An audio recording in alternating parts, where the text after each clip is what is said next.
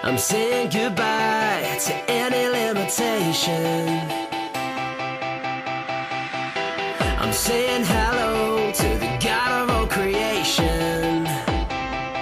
There are no limits.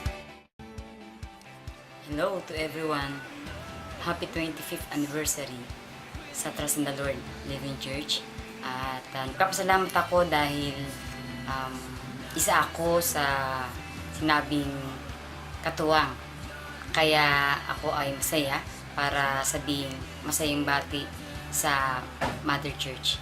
Patuloy tayong pagpalain pa ng Panginoon sa ating mga ginagawa, sa ating trabaho at paglawak ng gawain. At lahat ng mga bago at saka yung mga tagal na mga gawa ay magpatuloy pa. Maraming salamat, mapagpalang araw sa Nabita. Hello! Happy 25th anniversary sa Trust in the Lord Living Church. At napaka-blessed natin dahil umabot tayo sa ganitong katagal na panahon. At I pray na marami pang makakilala at makapakinig sa salita ng Diyos.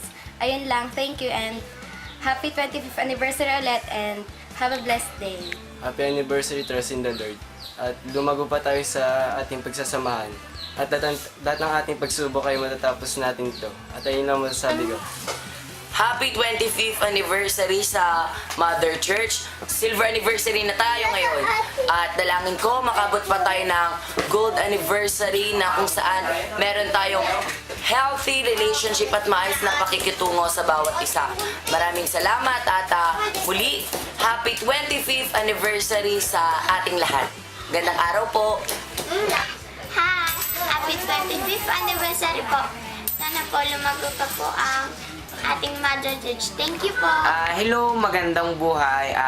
Happy silver anniversary sa Trust in the Lord Living Church. Nagpapasalamat ako kay God dahil na-share natin yung magandang balita niya, yung gospel niya. Nagpapasalamat ako sa Trust in the Lord kasi din sa mga moments na kasiyahan natin, sa mga bawat pag-alis natin, sa dala-dala yung salita niya, nagpapasalamat ako dahil na-share natin yon. At saka I pray na mas tumagal pa yung Trust in the Lord, na maging platinum pa yon. Happy silver anniversary sa Trust in the Lord Living Church.